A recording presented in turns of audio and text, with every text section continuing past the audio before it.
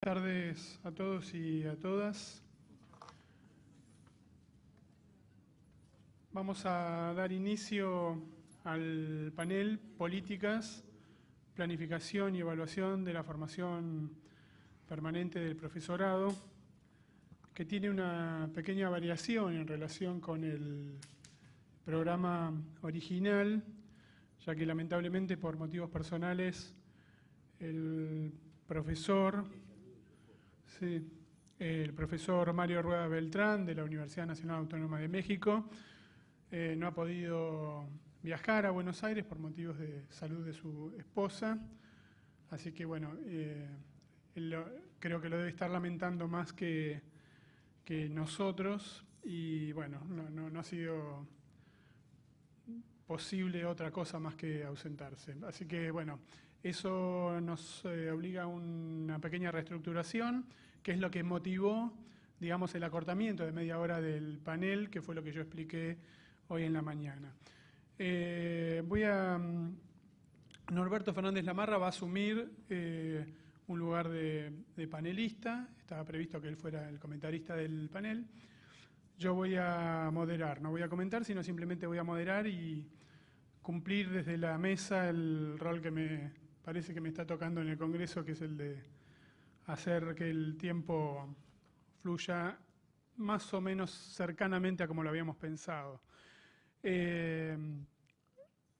Vamos a iniciar el panel con la presentación que Blanca Barredo Gutiérrez, profesora de la Universidad de Barcelona,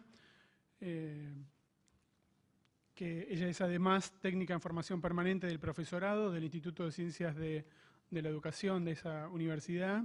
Es, como les decía, profesora del Departamento de Didáctica y Organización Educativa. Es miembro del FODIP, como varios de los colegas que han participado del Congreso, que es un grupo de investigación consolidado que tiene la Universidad de Barcelona en la temática de la profesión docente, de innovación pedagógica.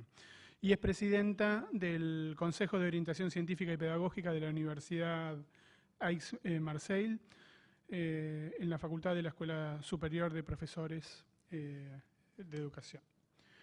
Así que, bueno, la idea es que en unos 20 minutos, yo unos 5 minutos antes de ese tiempo les voy a recordar el tiempo para que puedan cerrar la presentación y después de eso tener un espacio para intercambio y preguntas, así que atentos también a los compañeros en Tucumán y en Santiago del Estero al respecto. Empezamos entonces el panel. Blanca.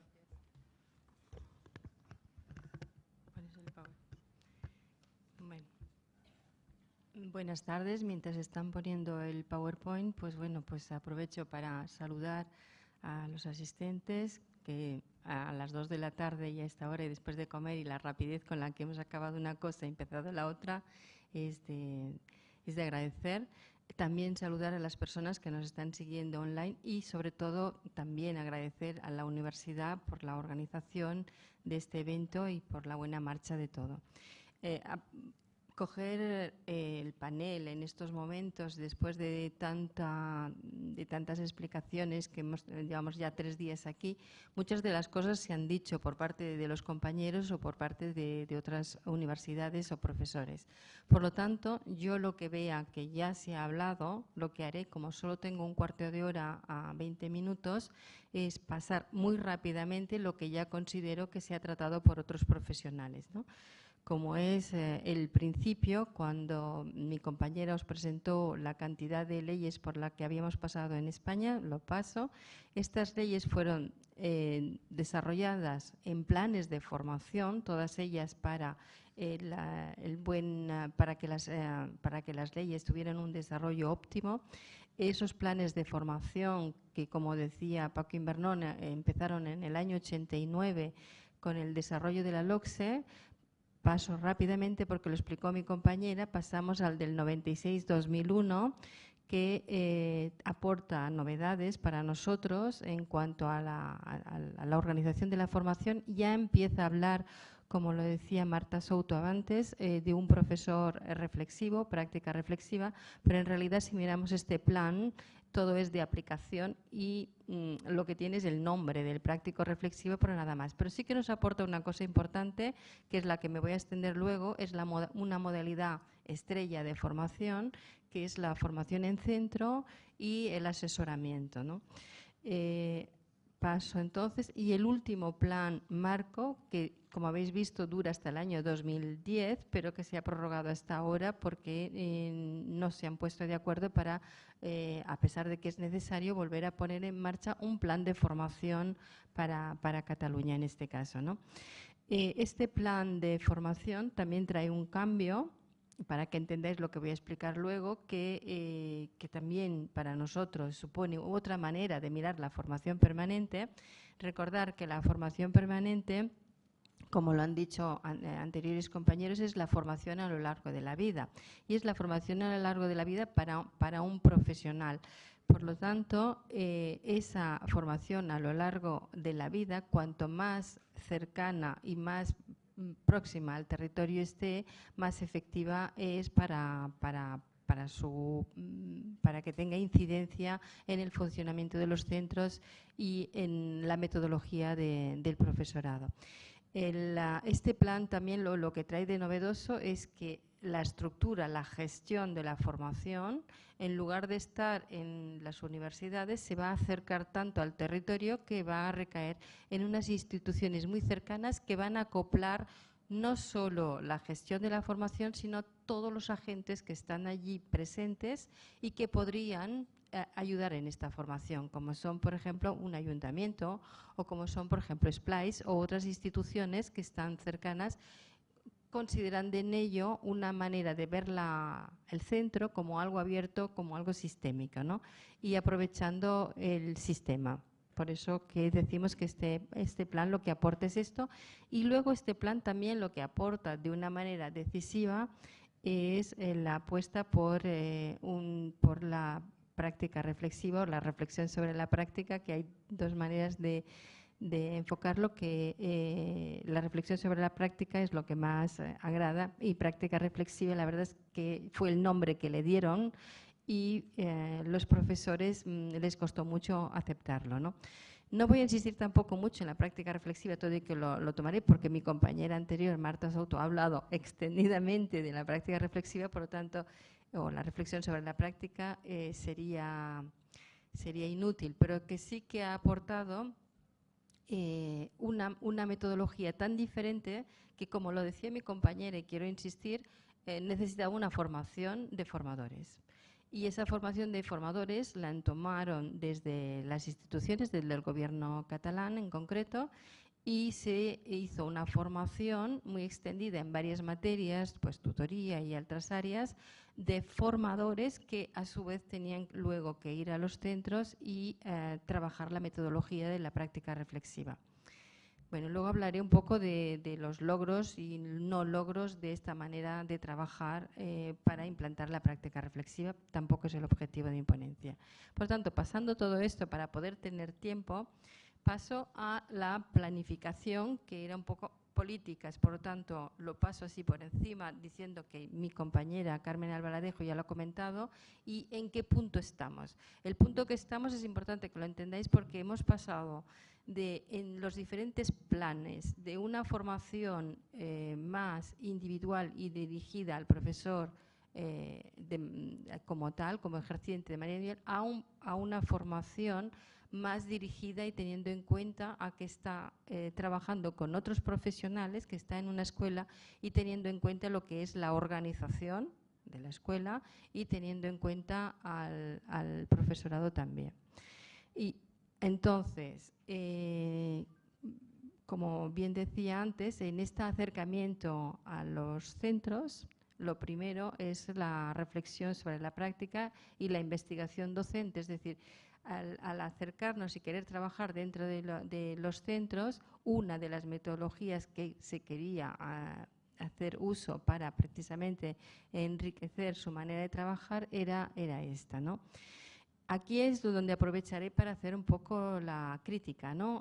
Como decía Marta Souto antes, es decir,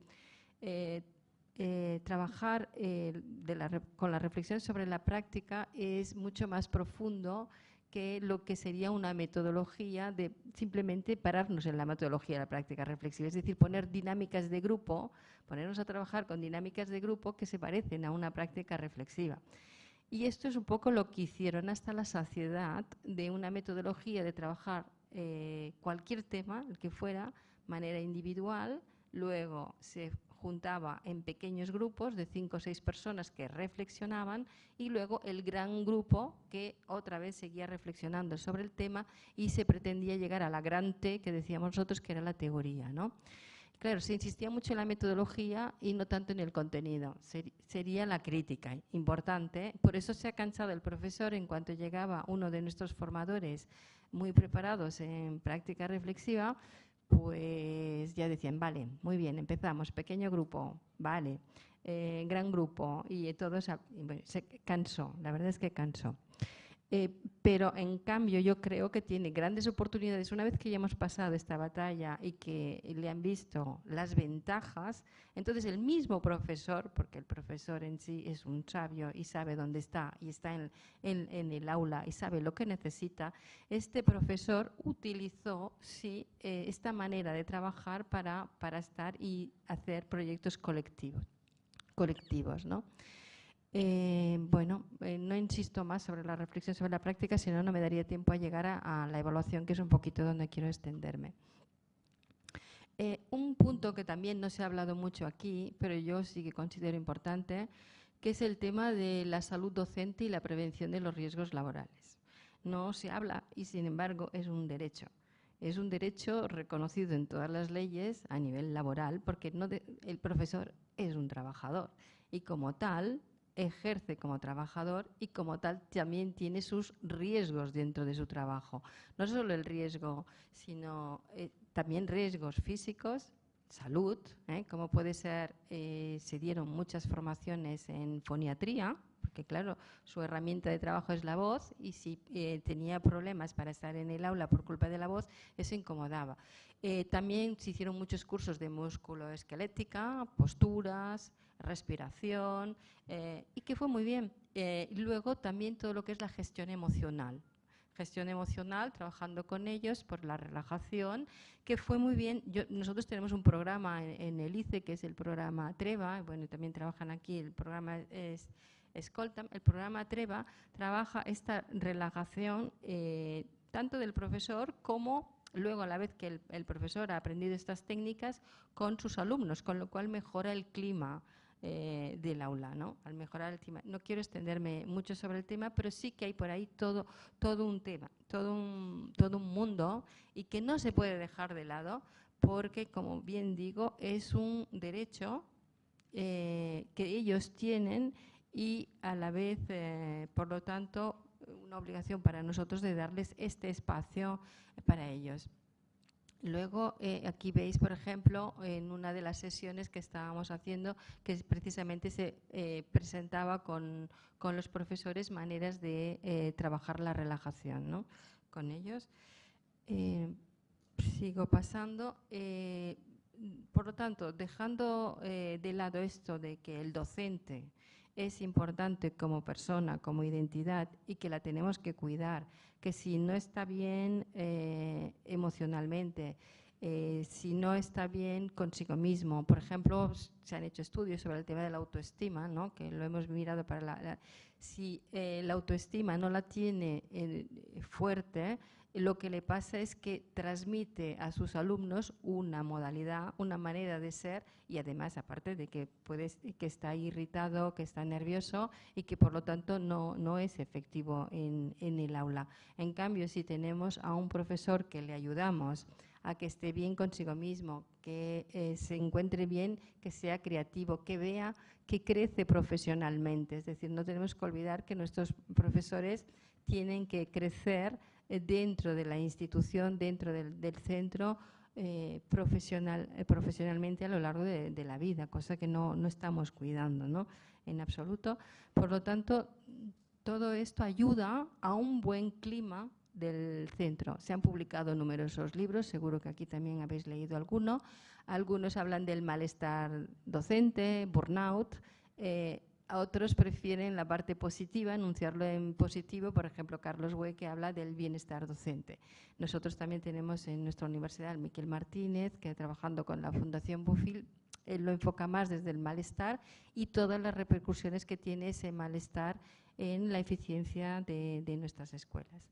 Bien, paso, por lo tanto, a las instituciones. Por lo tanto, el docente que requiere nuestros planes de formación, fundamentalmente es un docente que se perfecciona en la práctica, una reflexión sobre la práctica, que es investigador, pero que además crece profesionalmente en una organización que queremos que sea inteligente y que esa organización en la que él está y es parte de ella tenga capacidad de transformación. Y esa organización, para que tenga capacidad de transformación, tiene que ser una organización facilitadora, abierta y de aprendizaje, que como podéis imaginar, vale. Antes de pasar a ese tipo de organización que os digo facilitadora del aprendizaje, quisiera también nombrar unas etapas que ha dejado algo y que nos sirve para ese tipo de organización que es la organización que aprende, que es la que estamos defendiendo más ahora en nuestros planes de formación. Es todo el tema de, durante el segundo plan, 96, se insistió mucho en que nuestros centros educativos tenían que tener planes de calidad, apuntándose un poco, y que venía del mundo de la empresa, las ISO, el FQM, la excelencia que venía de Europa. Y efectivamente los planes de formación desde las instituciones y desde el gobierno dieron mucho dinero dentro de lo que es la autonomía de centros para que implantaran la ISO y para que se pusieran en FQM. ¿Qué tengo que decir del resultado de esto? Que es muy difícil pasar del mundo de la empresa al mundo de la educación, plasmar exactamente, porque no es… A ver, claro, el primer problema que era cuando empezabas a trabajar con los profesores y les decías, bueno, muy bien, si en la ISO o en el FQM el cliente, el grado de calidad es la satisfacción del cliente. Y le decías, ¿y cuál es vuestro cliente? Le decías a un profesor, ¿cuál es el cliente?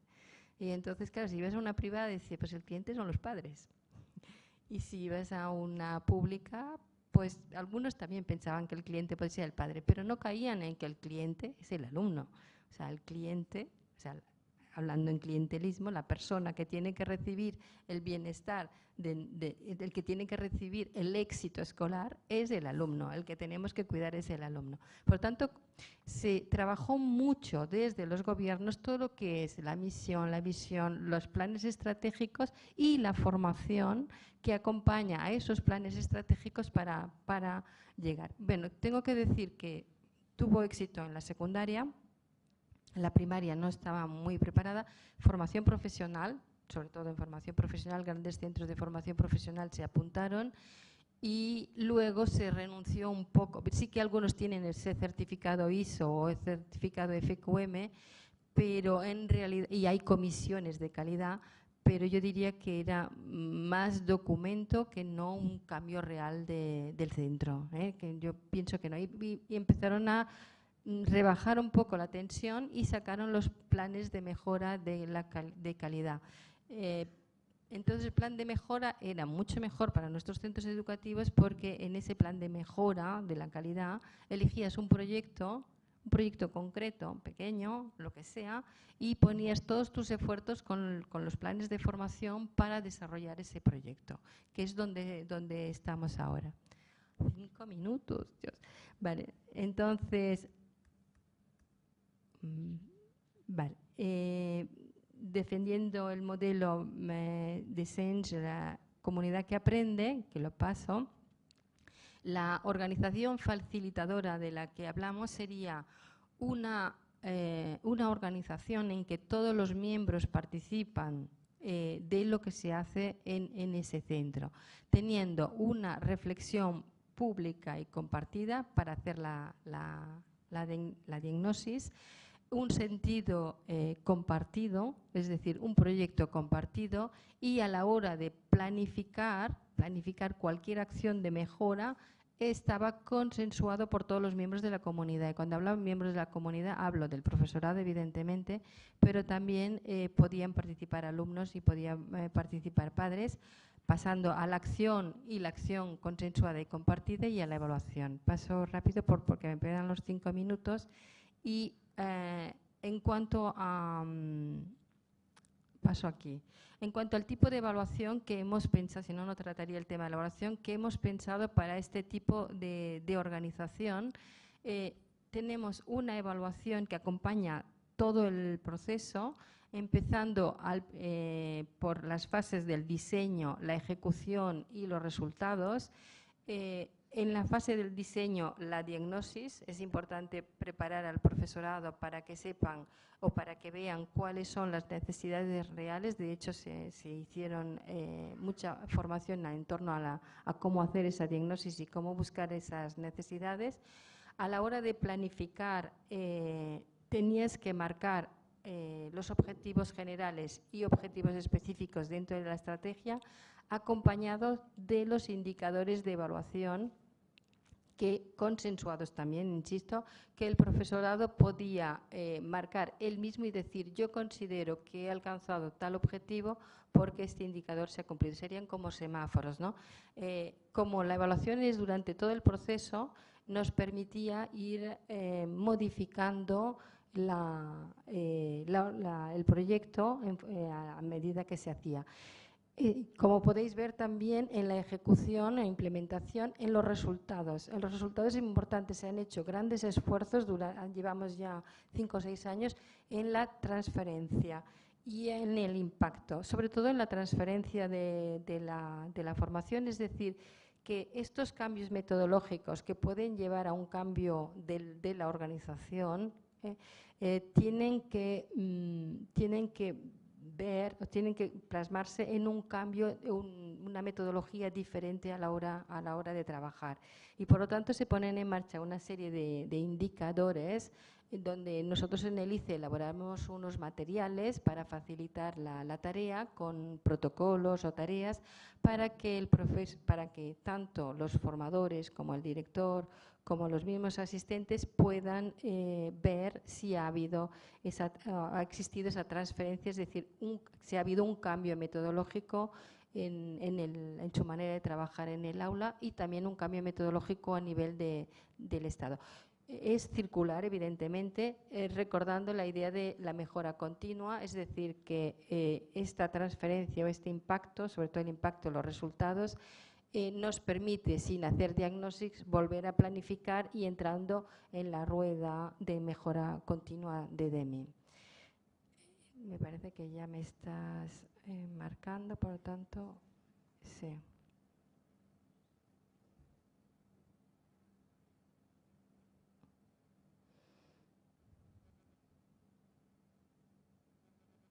Vale. Simplemente acabar con esto, es decir, que la evaluación evidentemente es la que la reina, la que nos permite seguir planificando y modificando nuestra manera de trabajar en los centros. Tenemos que ir hacia una consolidación de los itinerarios formativos, es decir, se pusieron en marcha los planes de formación de centro y nos dimos cuenta que en esos itinerarios formativos podían pasar 1 año o 2 y volvían a seguir pidiendo o volvían a reiniciar esa formación. Por lo tanto, lo que nos puede llevar a la consolidación de los itinerarios formativos es esa valoración del impacto, que de momento está reservado a inspección y nosotros no podemos entrar, pero cuando realmente podemos ver el impacto y que ha tenido resultados sobre el éxito escolar, sobre los alumnos, sobre la mejora, podríamos considerar que ya podemos pasar página y podemos buscar otro proyecto. También en cuanto a la evaluación, simplemente para acabar, diría que la evaluación es perversa en el sentido de que podríamos pensar en este tipo de organización que os estoy dibujando, que los resultados escolares en algunos territorios serán más difíciles de conseguir que en otros territorios y que cuando se hace esta evaluación final podemos pensar en una competición abierta entre centros, ¿no? y que es lo que a veces pasa en Francia, es decir, se publican y entonces los centros mejor calificados, pues la gente insiste para entrar en ellos, y los que no, pues se descartan por parte de las familias. Lo que sí, luego, eso pasó al principio y ahora ya no se publican esas cifras. Una manera de trabajar es con la plusvalúa, es decir, es importante la diagnosis inicial, es importante de ver de dónde partimos, cómo es nuestro territorio, cómo es el tipo de alumnado con el que tenemos, y si el proyecto del profesorado y la formación que le ha acompañado ha logrado un aumento, ni que sea pequeño, pero un aumento, es decir, de dónde parto a dónde llegan mis alumnos. Esto sería para mí el éxito de la organización y el éxito del profesorado, esa plusvalúa, ¿no? Y no una evaluación externa. También tendría que decir, por último, que últimamente la evaluación externa que se hace, los inspectores van con una rúbrica y que son unas de observación, y por lo tanto cuando llegan a hablar con un director de centro y observar las aulas y tal, van con una fijándose en unos indicadores determinados, ¿no? Esos indicadores corren y esos indicadores los tienen los directores. Es evidente que esos indicadores, es la perversión de la evaluación, están marcando los proyectos, están marcando cómo quieren trabajar el profesorado y están marcando los resultados que quiere obtener el centro. Es la única perversión de la evaluación que encuentro para denunciar. Gracias.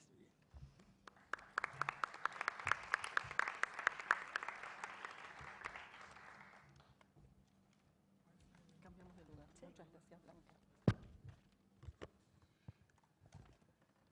Muy bien. Mientras se prepara, le damos la palabra a Graciela Misigles. La profesora Misigles es secretaria académica de la Universidad Pedagógica de la provincia de Buenos Aires y es docente a cargo de la cátedra Conocimiento Escolar en esa universidad. Graciela. 15 minutos en el aire. 15 minutos en el aire. Bueno. Igual voy a tratar de ser lo más concreta posible, ¿sí? Porque como decía antes Blanca, muchas cosas ya se dijeron. Ante todo, buenas tardes y muchas gracias por este lugar. Fundamentalmente muchas gracias a Cristian porque que hoy estemos todos aquí, que hayan transcurrido estos 3 días. Ha sido producto de un arduo trabajo a lo largo de más de un año, particularmente de Cristian y de Pablo García, ¿sí? Así que muchas gracias a ellos dos. Bien, yo pienso, un congreso es un lugar que nos habilita a compartir las reflexiones de nuestro trabajo de investigación o de nuestro trabajo en sí, ¿no? Del trabajo que en este caso realizamos en la academia o, como es el caso de algunos de los colegas que participaron en todas estas mesas, del ejercicio del funcionariado público, que también se combina con la academia. Todos esos trabajos comprometidos con la formación en sí. Y habilitada por el título de esta mesa, yo voy a hablar estrictamente desde las reflexiones políticas que hacemos en la Universidad Pedagógica respecto de lo que es la formación. La Universidad Pedagógica es una universidad de reciente creación, tiene escasos 7 años, y suponemos, no por su juventud, sino como necesidad para pensar el desarrollo de la universidad, que debemos pararnos permanentemente, darnos los espacios para pensar qué es formación. ¿Por qué? Desde mi lugar de secretaria académica me veo permanentemente demandada por la generación de carreras, cursos, encuentros para mejorar, actualizar, para la mejora de la docencia, ¿sí? Y siempre uno trata de ser lo más prudente y de ser lo más pertinentemente posible con la respuesta formativa. Y la forma que encontramos para encontrar esa pertinencia es la reflexión política, ¿sí? La formación permanente da cuenta del diálogo que se establece entre el proyecto político educativo nacional y las escuelas, ¿sí? No el de este momento. Históricamente, la formación responde a la formación de la ciudadanía. Luego podemos pensar la tecnología didáctica, podemos pensar una multiplicidad de herramientas, pero si queremos planificar y si queremos evaluar y si pensamos en políticas, tenemos que tener siempre presente este marco que por obvio muchas veces se nos escapa.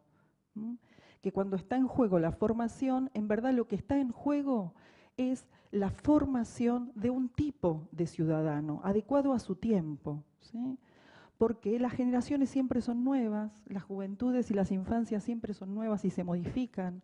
El mundo está en un permanente caos transformativo que hace a la necesidad de pensar permanentemente qué es ser ciudadano de este mundo e interactuar con este mundo, ¿sí?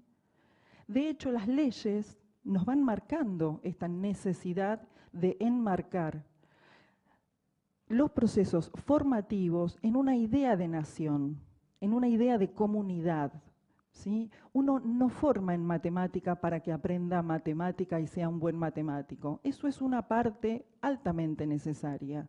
Pero uno forma en matemática porque es necesario pensar en el marco de la ciudadanía, en el desarrollo de una nación, ¿sí? La interacción con ese mundo que en parte está conformado del pensamiento matemático. Y lo planteo desde el lugar de la educación obligatoria, ¿sí? Nosotros hoy estamos aquí reunidos mayormente y a lo largo de todos estos días, personas que nos ocupamos de formar a aquellos que van a ser responsables del logro de la educación obligatoria. Entonces, es necesario y prioritario tener esto presente. Hablaba de nuestra última ley, ¿no? La Ley de Educación Nacional 26.206. Y la traigo porque precisamente en su artículo 8 expresa la necesidad de formar para la interacción con este mundo y la interacción en el marco de un desarrollo de un proyecto colectivo e individual, ¿sí?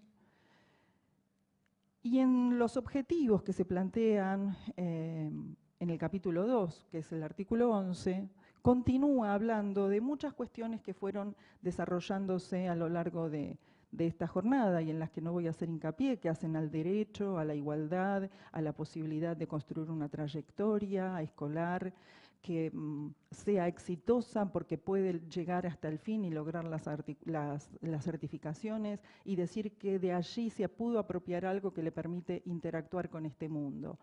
Y esto es posible por el trabajo pedagógico, es decir, el gran mediador en este diálogo entre la escuela y el proyecto de nación es el trabajo pedagógico, ¿sí? Si pensamos en la formación, y lo reitero, enfatizo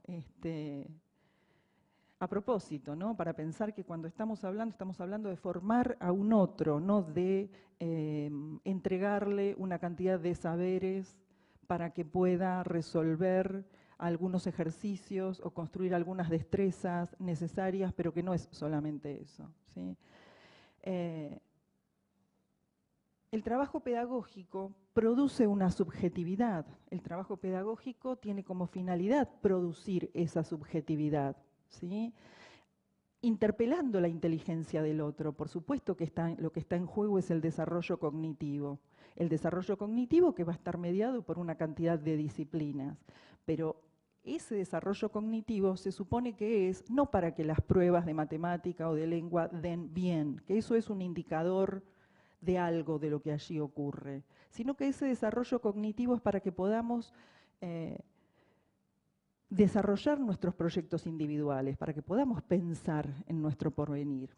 Por lo menos eso es lo que pensamos en la UNIPE cuando alguien nos viene a pedir que armemos una carrera, ¿no? Y decimos, bueno, ¿por qué? ¿Para qué? ¿Qué hay en juego en esa carrera?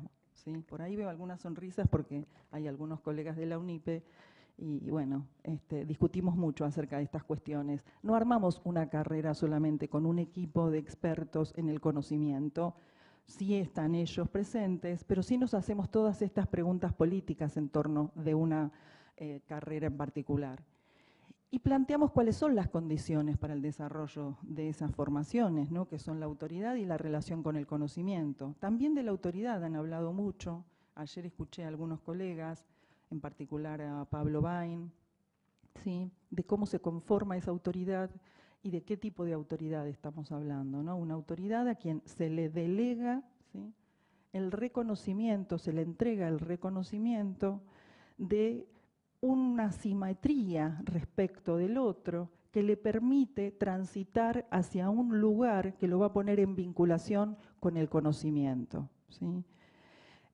Con un conocimiento que va mucho más allá de resolver, como dije antes, algunas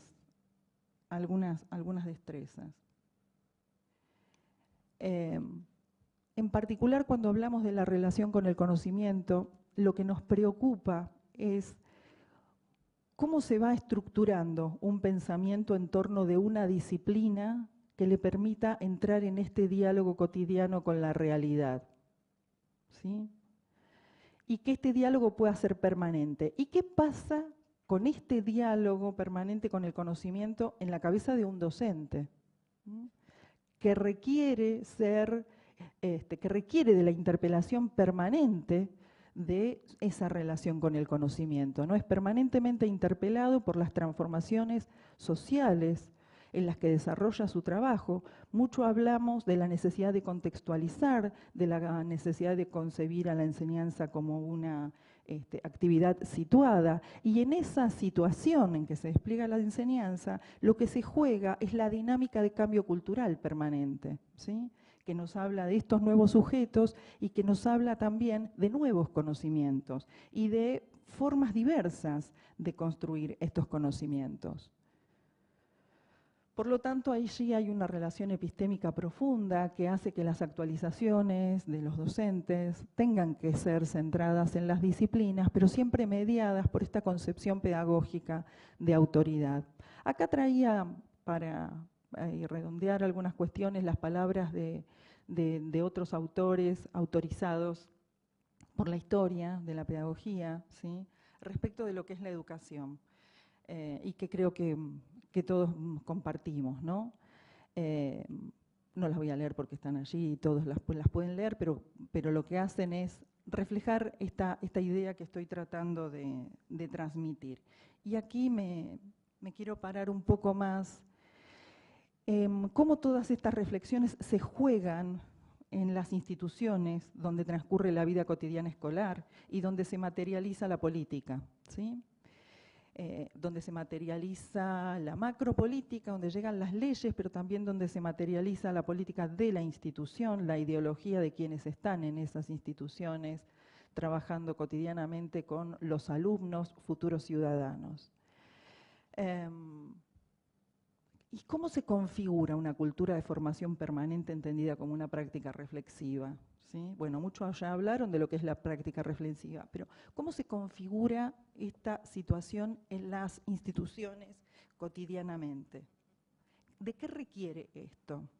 Acá me surgen una cantidad de cuestiones respecto de lo que escuché en los últimos días y de lo que uno escucha también permanentemente en la opinión pública, sobre las evaluaciones, sobre las capacitaciones, sobre las instancias de encuentro permanente y algunas cuestiones que tienen que ver con la lectura y con el trabajo cotidiano, con la política pública nacional, con la normativa desarrollada en los últimos 10 años, donde el problema de la inclusión para los argentinos ha sido una cuestión de Estado muy fuerte y lo es también para Latinoamérica, ¿sí? En la que hemos pasado por una cantidad de evaluaciones externas. Alguien ayer hablaba, no recuerdo, alguien ayer hablaba de la externalidad del conocimiento, ¿no? Y cómo estas evaluaciones, yo pensaba cómo las evaluaciones internacionales funcionan también, ¿sí?, como un objeto externo que generan externalidad al docente y que hacen que el docente se ponga en la misma situación del alumno, desplegando ese oficio del alumno y diciendo, ¿y ahora qué tengo que hacer? En lugar de poder problematizar su vinculación con el conocimiento, de poder problematizar todo esto que que planteaste aquí, ¿no? Que lo planteé precisamente para poder pensar esto, que en realidad el marco es ese, es cómo enseño mejor lengua, pero cómo enseño mejor lengua, con qué finalidad y con quiénes. ¿Quiénes somos los que construimos este resultado? ¿Y qué nos dice este resultado de nuestro trabajo cotidiano?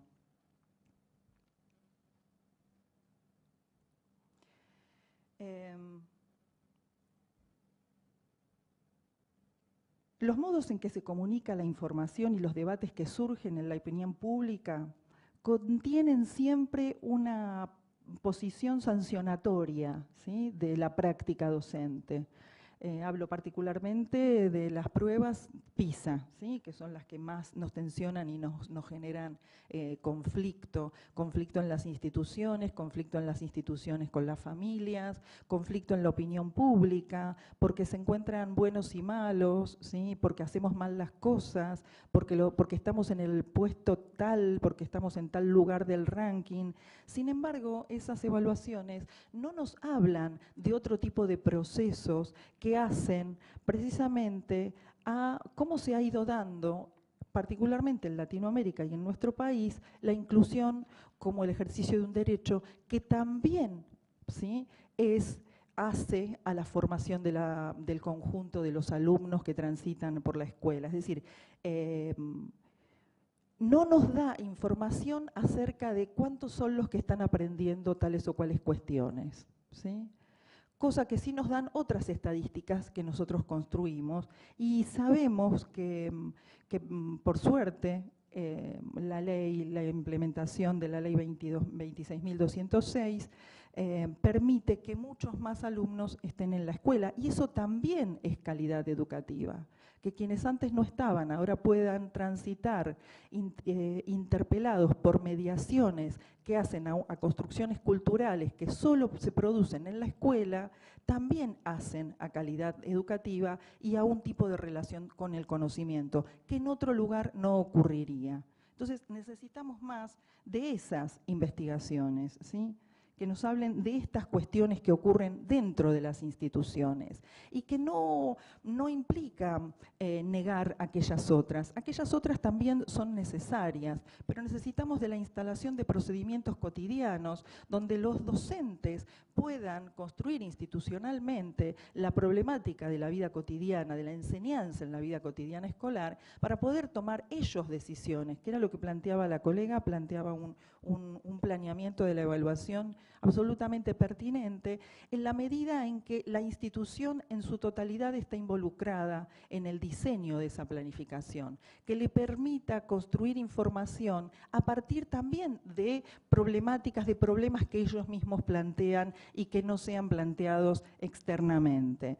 ¿Por qué? Porque las problemáticas externas lo que hacen, como generan tanto conflicto en la opinión pública, es buscar ciertas acciones en forma de respuesta que suelen ser, como dije, sancionatorias, ¿sí?, y que por otro lado lo que buscan es reactualizar ciertas capacitaciones centradas en los contenidos que salieron mal en las evaluaciones y en nuevas reformas curriculares que nos digan mejor cómo enseñar tal o cual cosa, como si eso de por sí hiciera a la mejora de la educación. Bienvenido sea, ¿sí?, pero las reformas tienen que estar acompañadas de esta reflexión de lo que ocurre en las instituciones, con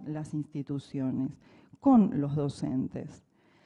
Y allí también entonces pensar qué es, ¿no?, la formación permanente entonces, ¿no?, y qué son las políticas de formación permanente, interpeladas por esta realidad bastante compleja que nos trae, que nos lleva a marcos ideológicos muchas veces contrapuestos, ¿sí?, opuestos, básicamente fuertemente opuestos, ¿no?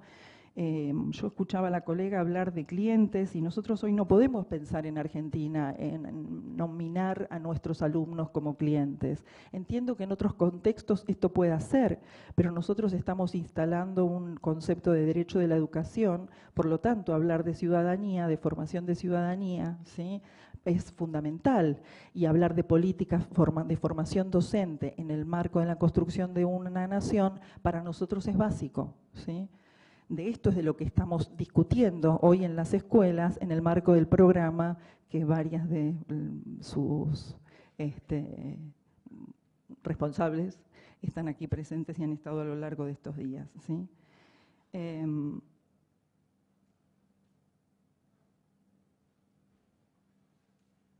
Bien, estoy tratando de hacer una síntesis de todas las ideas que tenía por delante para plantear. Me quedo con esta parte de pensar la evaluación en el marco del propio desarrollo institucional, ¿sí? En el marco del desarrollo institucional, a su vez de un desarrollo local y un desarrollo jurisdiccional. Y acá me hago también una pregunta a partir de las demandas permanentes que tengo como secretaria académica y de ese conocimiento de la norma, que es una cuestión que me desvela profundamente, ¿sí? Si nosotros tenemos claro esto, y lo venimos planteando a lo largo de varios congresos, inclusive mucha de la literatura aquí presente, que venimos leyendo desde hace por lo menos 2 décadas, nos dice lo que sabemos, ¿sí? Acerca de la formación permanente. Nos dice cómo puede ser. Por otro lado, como dije recién, tenemos una cantidad de herramientas legales que nos permiten pensar esta construcción colectiva y habilitan hoy a que las instituciones se reorganicen su vida cotidiana escolar, reorganicen las funciones de quienes allí se desempeñan para que puedan generarse espacios internos de formación permanente. ¿Por qué esto no ocurre? Porque cuando uno se pregunta por qué esto no ocurre, siempre interpelamos a los gobiernos, ¿sí? En parte, tiene que haber también una reforma profunda de la estructura de la escuela para poder hablar de formación permanente. Parte de ese proyecto nacional requiere también de esto. Muchos sabemos que esto está en permanente discusión, ¿no? Esta reforma de la escuela, de hecho hay una cantidad de investigaciones de los últimos 5 o 6 años que nos hablan de la necesidad de la reforma de la forma escolar, ¿sí? De la transformación de la forma de lo escolar. ¿Para qué? Para poder atrapar al todos, ¿sí? El todos en la escuela aprendiendo, y también para poder pensar y para poder reflexionar y para que estas evaluaciones sean parte de la formación permanente del profesorado, es decir, que ser el docente evaluador de su propia práctica. ¿Qué es esta práctica reflexiva? ¿Qué es este encontrarme con otros? No es un mero dispositivo técnico que requiere de una tecnología, ¿sí? Educativa para llevar adelante, pero que no puede estar centrado solamente en mirar si completé o no completé la grilla, o si mi intervención fue en línea o no fue en línea con tal enfoque del conocimiento o no, sino que requiere de pensar qué sujetos estamos desarrollando en estas escuelas, que en las escuelas, en las instituciones de formación docente, en las universidades, nos estemos preguntando a quiénes estamos formando, qué se supone que sabe una persona cuando sale de esta institución, qué se supone que puede hacer, además de las destrezas particulares que tienen relación con las disciplinas, ¿sí? Que las disciplinas nos permiten desarrollar, que el pensamiento disciplinar nos permite desarrollar. ¿Qué se supone que es alguien? ¿En qué se transforma alguien que pasó por estas interpelaciones en estas instituciones? ¿Qué significa formar subjetividades en este mundo actual? ¿Sí? Esas preguntas tienen que hacerse en las escuelas y las escuelas tienen que estar habilitadas para crear ese espacio. Pero esto lo venimos diciendo hace mucho tiempo, ¿sí? Por alguna razón no ocurre, a lo mejor por la complejidad que tiene, no ocurre. No digo que no esté ocurriendo en estos momentos, por suerte en estos momentos algo de esto está ocurriendo en muchas escuelas, pero un programa permanente, ¿no? Pensar la formación permanente no puede estar atada a un programa, a la voluntad de un gobierno en particular, sino que tiene que ser parte de una política de Estado que trascienda a los gobiernos, ¿sí? Bueno, con esto dejo. Muchas gracias.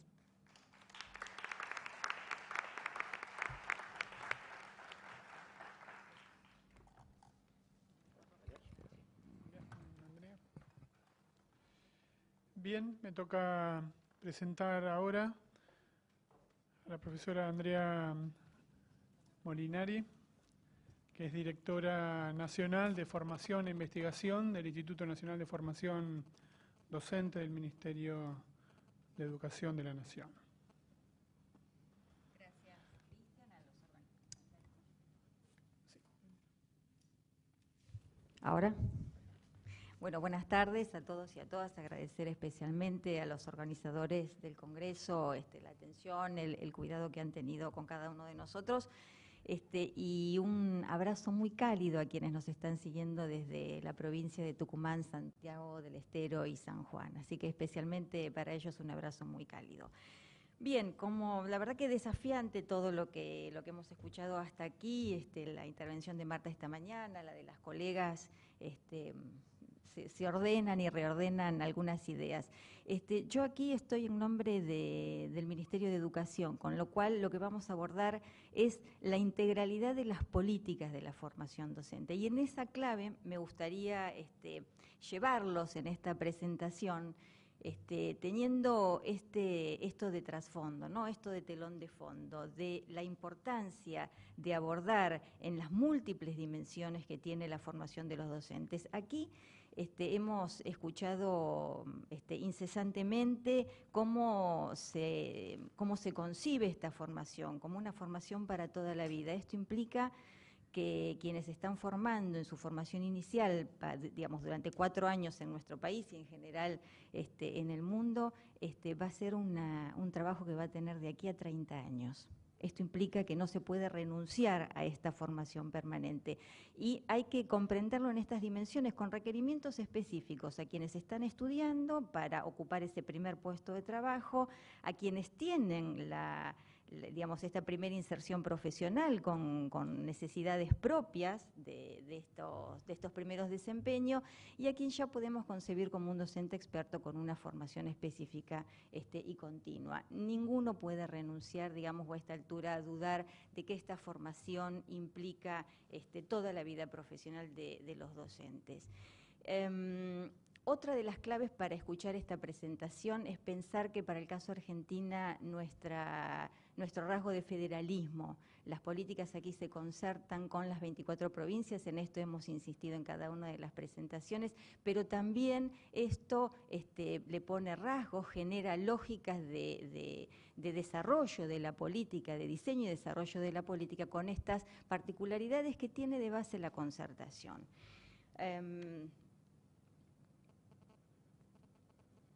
Para este recorrido que vamos a hacer, conjuga lo que son las políticas curriculares y las políticas de evaluación, convocadas por el título del panel, en donde vamos a ver el desarrollo de las políticas, la planificación y la evaluación. Para esto queremos decir que Argentina, a partir de un diagnóstico que hace en el año 2005 sobre el estado de la situación de la formación docente, encuentra allí en manos de expertos este diagnóstico una situación propia de los efectos de las políticas de descentralización y transferencia del sistema educativo a las provincias. La pregunta que guía esta primera parte es ¿por qué renovar la formación docente inicial? Bueno, porque cuando este diagnóstico arroja algunos resultados, nosotros vamos a hacer un recorte en esta presentación, digamos, está atravesada por un recorte dado por el recorte que presenta el propio panel.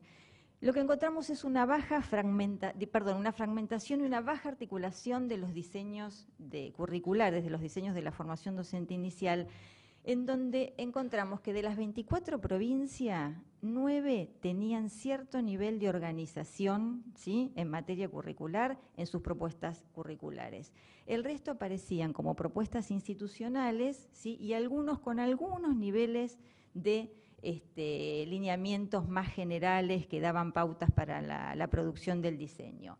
Esto rápidamente, digamos, la ley 26.206, la ley de educación en Argentina, crea un organismo específico para el planeamiento de las políticas de formación docente, que es el Instituto Nacional de Formación Docente.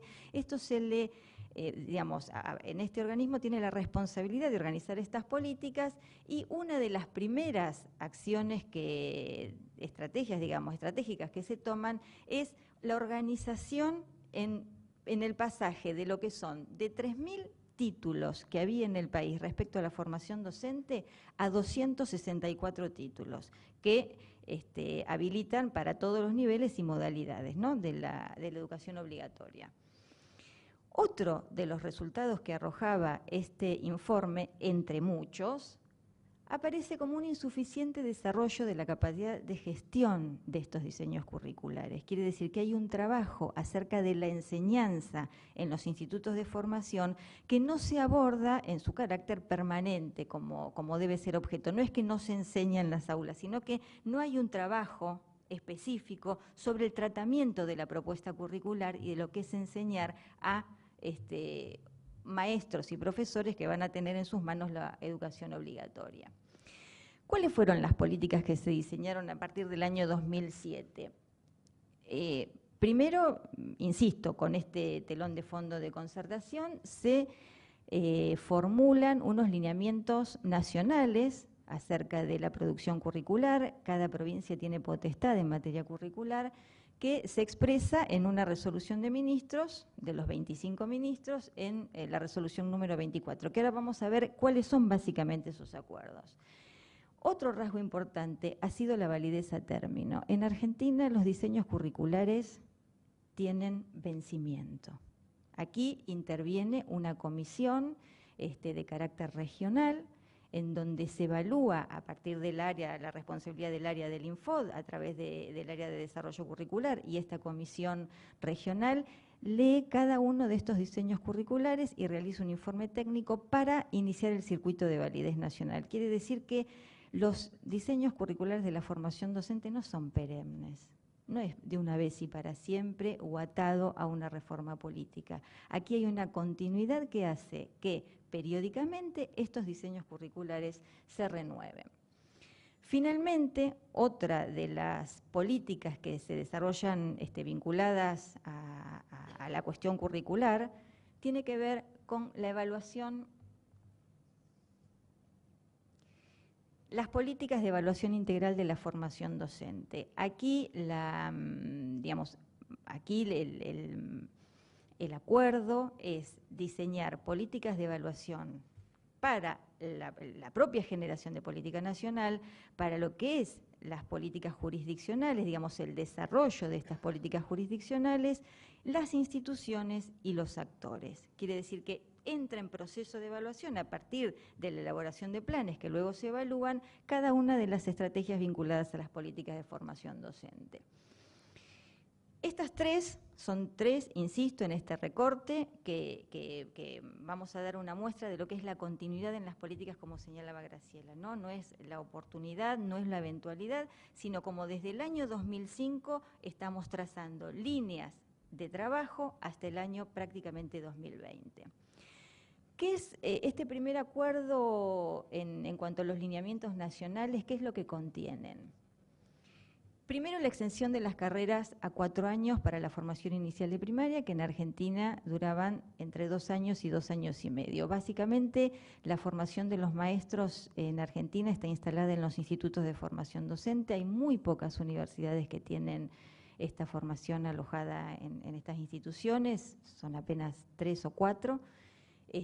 Con lo cual la responsabilidad básicamente estaba en los sistemas provinciales. Este acuerdo lleva a la extensión de la carrera a 4 años, con un piso de 2.600 horas, esto lo pone en términos de igualdad de una licenciatura universitaria, 3 campos de conocimientos, así se organiza la propuesta curricular. Hay un campo de la formación general, un campo de la formación específica, donde allí están las disciplinas, su enseñanza, el sujeto que aborda esta formación, y por supuesto el campo de las prácticas. Aquí el campo de las prácticas se instala desde el inicio de la formación. Esto da discusión a algunos modelos tradicionales donde los formatos son más deductivos, donde mencionaba, creo que Marta esta mañana, el departamento de aplicación. Estos son modelos que lo que suponían era un desarrollo teórico al principio de la formación, condición para luego aplicar estos conocimientos en el campo de la práctica. Hoy la investigación ya da muestras de que este saber, de esta práctica de naturaleza social, digamos, implica a los estudiantes desde el vamos en las prácticas paulatinas, crecientes, con responsabilidades que van increyendo, pero lo instala directamente en la escuela. no necesariamente con la responsabilidad de dar la clase completa, pero sí familiarizándose con todos los rasgos de la enseñanza situada en una escuela. Estos lineamientos conciben un 20% de definición institucional, quiere decir que cada provincia, en acuerdo con los institutos, elige qué es lo que va a, digamos, qué rasgo de lo local va a ingresar allí. Y se acuerda federalmente la inclusión de contenidos curriculares significativos, como es la alfabetización inicial. Hoy en Argentina los diseños para los maestros de nivel inicial y de primaria tienen un espacio curricular dedicado a la alfabetización inicial, cosa que no ocurría en las últimas décadas. Y ahí encontramos algunos efectos hoy en las escuelas acerca de, digamos, a veces recuperamos las tensiones del propio campo, ¿no? Si un método, cómo la psicología ha invadido este espacio, digamos, cómo la enseñanza pareciera que algunas veces ha renunciado, cómo hay prácticas poco, digamos, pensadas o analizadas han ocupado este espacio. Hoy, en todos los institutos de formación docente hay un espacio donde se aprende a enseñar y alfabetizar a los niños del primer ciclo, de cara a una serie también de regulaciones que obliga a pensar en aprendizajes más sostenidos en el tiempo, como es todo el módulo del primer ciclo para la alfabetización en la escuela primaria. Temas que también ingresan al currículum de la formación docente para el nivel secundario son los de educación sexual integral, a partir de la ley que tiene Argentina, y todo lo vinculado a las tecnologías de la información y la comunicación. Esto también ha generado un gran impulso, esto si bien es previo al lanzamiento del programa Conectar Igualdad, que le ha dado un gran impulso a lo que es el uso de las tecnologías mediando en la enseñanza. Y también aparece una variedad, digamos, se estimula digamos, la organización de espacios más ricos que las asignaturas tradicionales para la formación inicial. Esto requiere de creatividad para los modos de evaluar, para los modos de enseñar, para los modos de organizar una clase que no son las tradicionales.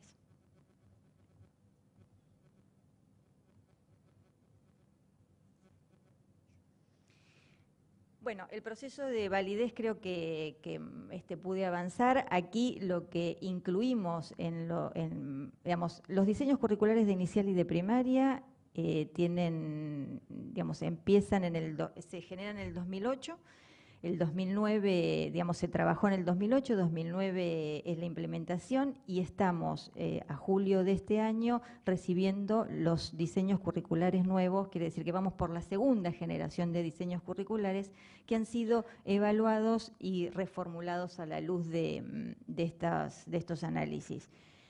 Lo que incluyen ahora este proceso de validez son una serie de condiciones institucionales que también incorporan las regulaciones que hace a la vida cotidiana de una institución, como es un régimen académico, como es el reglamento de prácticas, las condiciones institucionales más básicas que debe ofrecer un instituto de formación docente. Pasamos al punto de evaluación y aquí hay algunos acuerdos federales que, digamos, nos ponen en trabajo con el desarrollo de la política de evaluación. Pero en estos lineamientos del 2007 aparece esto, aquí ha colaborado intensamente, y no quiero dejar de nombrarla, a la doctora María Cristina Davini, que realmente es un hallazgo volver a leer esta producción, en donde, no sé si lo podrán leer, pero la verdad que anticipa 3 rasgos de la evaluación que es importante compartir. Miren, dice, la necesidad de instalar procesos de evaluación del currículum se enfrenta con distintos obstáculos. El primero es el supuesto de que la evaluación es algo que realizan otros y que está vinculada con decisiones periódicas de cambio de los diseños curriculares, ya sea desde el orden nacional o desde el orden jurisdiccional. La evaluación es algo que hace otro y que viene de la mano de un cambio, de una reforma. El segundo es la discontinuidad en la evaluación del currículum, o en otros términos, la percepción de la evaluación como algo que ocurre cada muchos años. El tercero es la percepción de que una evaluación colocará en riesgo los puestos de trabajo docente. Estas tres condiciones para nosotros fueron sustantivas a la hora de definir política de evaluación, porque en realidad había que cuidar cada puesto de trabajo en esta reformulación curricular, y esto se logró, porque teníamos que generar esta cultura de evaluación permanente, en donde no es una amenaza, en donde en realidad es en clave de mejora. En realidad nos sentamos en un colectivo a pensar permanentemente cuál es la mejor oferta para formar a los mejores maestros. Y este es el clima de trabajo para definir diseños curriculares. ¿Que es un ámbito de disputa? Sí. Que siempre creemos que nuestra materia es la más importante, sí, estas cosas no las vamos a negar, ocurren, pero en realidad se ha logrado en esta segunda generación de diseños curriculares que en un trabajo intenso, una resignificación permanente acerca del saber que debe promover la formación inicial. No, tengo un montón.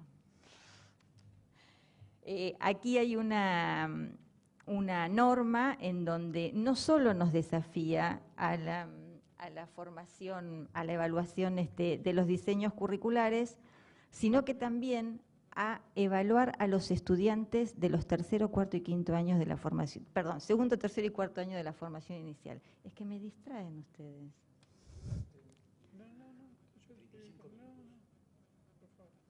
¿Sí? Gracias. ¿Cómo se concibe esta política de evaluación? Con estos rasgos. Es participativa porque participan a través de los gobiernos y con equipos técnicos y con profesores, y en muchas provincias con estudiantes, desde una cultura colaborativa. Esto quiere decir que aquí se discute el formato, las horas, digamos, con el marco de estos acuerdos. Es integral porque apunta a estos sentidos que señalamos durante estos 3 días. Como decía Graciela, más allá de aprender a enseñar una disciplina, ¿cuál es el sentido político? ¿Cómo me paro yo frente a un estudiante y garantizo derecho en la escuela secundaria? Digo, con la escuela primaria también, ¿eh? No crean que no hay que dar ahí una pelea y una discusión. ¿Cómo eludimos esos circuitos de menor calidad o de educación especial, esa derivación, esa patologización que a veces se hace de los niveles inicial y de primaria?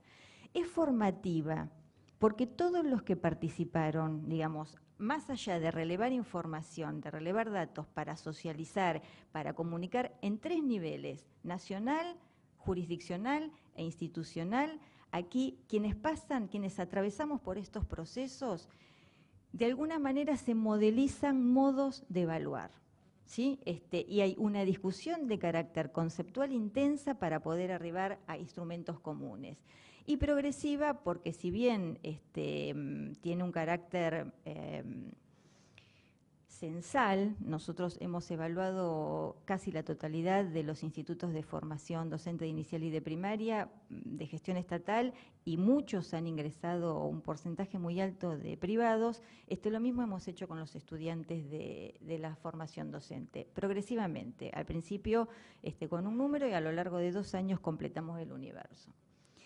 El proceso de evaluación, no sé si logra captarse aquí, estos son parte de este proceso escalonado, en donde partimos de las carreras de inicial y de primaria, con los profesorados de especial educación física y educación artística, y finalmente con los de educación secundaria que se están formulando y se están aplicando el año que viene.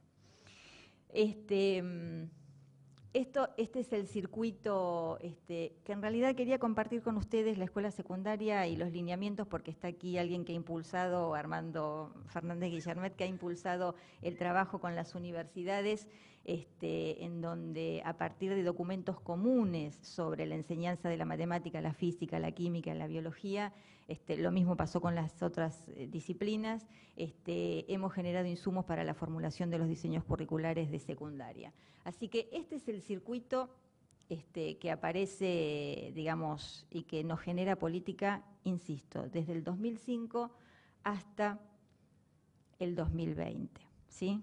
Lo mismo, pero ya con plazos cumplidos estaríamos en lo que es educación inicial y primaria. Y lamentablemente tengo miedo que Norberto me baje del escenario. No voy a compartir con ustedes algunas características de la evaluación y algunos resultados de la evaluación de la implementación curricular. Así que bueno, muchas gracias.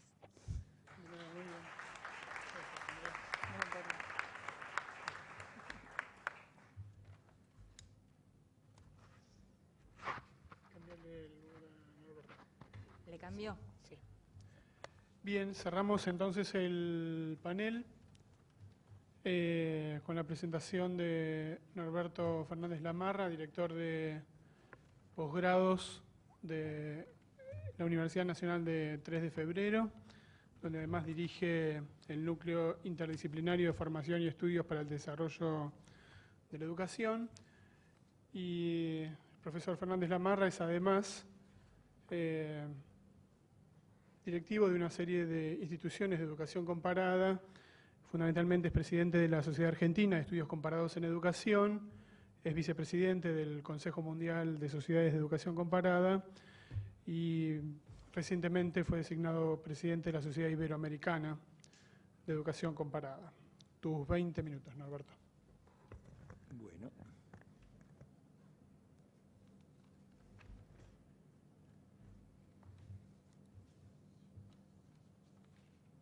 Bueno, buenas tardes. Un gusto tanto de saludar a los colegas que están aquí presentes en la sala, como a los colegas que están en las otras salas del interior del país, particularmente en las provincias en donde se está desarrollando escrutamente, en las provincias de San Juan, Tucumán y Santiago del Estero, y a muchos colegas que desde otras universidades y tanto del país como del exterior están siguiendo por internet nuestro congreso. Realmente es una alegría compartir en plenitud este congreso, no solo con quienes estamos acá, sino con quienes nos están acompañando de lejos.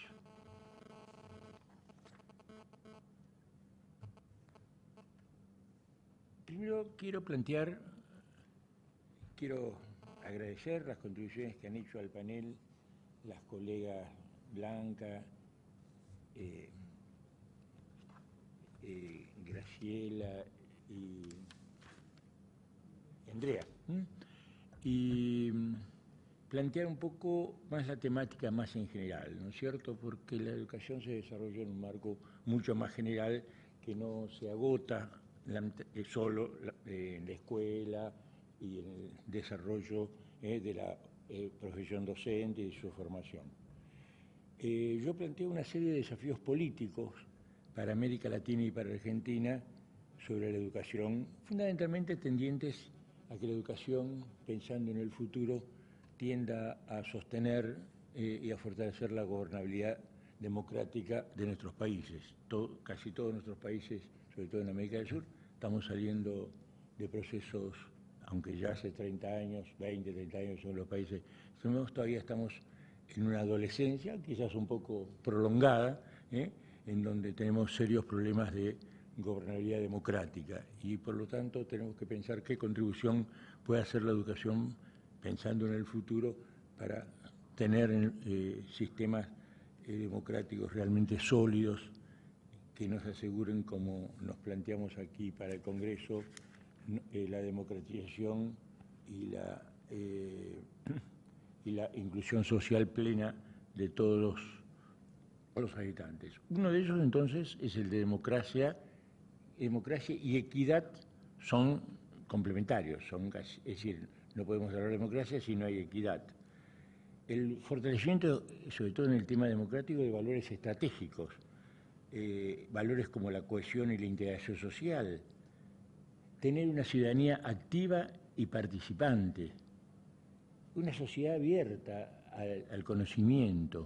El conocimiento es el futuro, aún para los socios de los grandes del capitalismo internacional, Banco Mundial, el BID, el Fondo Monetario, el futuro de nuestro país está asentado en el conocimiento, ya no en el capital como era hasta ahora.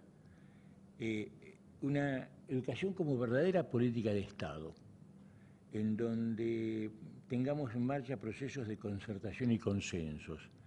Y sobre el tema de consensos quiero hacer una aclaración. No solo tenemos que saber en qué estamos de acuerdo, sino también en qué no estamos de acuerdo, porque esa es la parte central de la agenda de consensos, en lo que no estamos de acuerdo. En lo que estamos de acuerdo lo registramos, pero tenemos que saber en qué tenemos desacuerdo. Y esto es un tema central.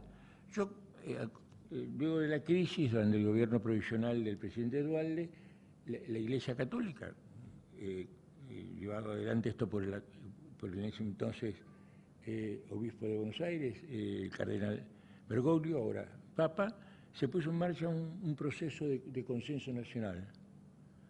Yo después tuve oportunidad de trabajar fuertemente como rector en una institución vinculada con el tema de salud, el Instituto Universitario de Salud.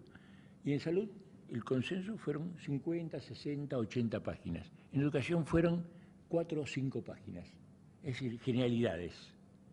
Es decir, esto nos está indicando la necesidad de que en un tema central como es la educación tengamos que profundizar esos procesos. Otro tema es el mejoramiento desde ya de la calidad de las instituciones con mayor eficiencia y sobre todo con pertinencia social. De esto vamos después a hablar un poco más detenidamente. Asumir la evaluación como dimensión del proceso de gobierno. La evaluación no está aislada del resto de las dimensiones del proceso de gobierno. Se vincula con lo político, se vincula con la planificación, se vincula con la gestión, es decir, es parte de ese proceso. Y también la necesidad de nuevos modelos. A mí lo que me preocupa en toda esta discusión que estamos teniendo, no solo en Argentina, sino en América Latina, es cómo estamos reiterando los viejos modelos de un siglo atrás. En el caso de la enseñanza media, por ejemplo, la enseñanza media saben que nació en 1862 en la Argentina, los colegios nacionales que creó Mitre, para ya desde esa época dejar de lado el federalismo y formar a las élites dirigentes de cada provincia desde la nación. Nosotros hemos violado el federalismo desde el inicio, no es un problema histórico, ¿no es cierto?, en la Argentina la violación del federalismo o el no fortalecimiento del federalismo. Y ese Colegio Nacional de Mitre, materia más, materia menos, es el mismo colegio de enseñanza media que tenemos actualmente. Cuando era para formar una élite dirigente, ahora estamos recibiendo ahí a los sectores sociales y culturales muy diversificados. Y tenemos la misma estructura. Materia más, no digo que sean los mismos contenidos. De ahí entonces en la universidad, no hay tiempo para desarrollarlo, tengo mucho escrito en ese momento, tenemos la misma estructura. Yo digo, la universidad que hubiéramos tenido si la reforma universitaria se hubiera cumplido efectivamente y lo que la reforma universitaria de 1918 hubiera sido una realidad actualmente, más allá de la autonomía y el cogobierno, los principios de la autonomía, del manifiesto liminar de la reforma universitaria fueron una realidad. A 96 años de reforma universitaria, las universidades todavía padecen los mismos graves problemas que denunciaron los estudiantes de Córdoba en 1918. Y por otra parte, la escasez de estudios, investigaciones y reflexión sobre las instituciones educativas. Yo creo que tenemos que convertir a los docentes en investigadores, en que sean los que hagan las verdaderas, es decir, los que hagan las investigaciones, tenemos que formarlos como investigadores. Es decir, son los que trabajan con la realidad concreta, con las poblaciones concretas.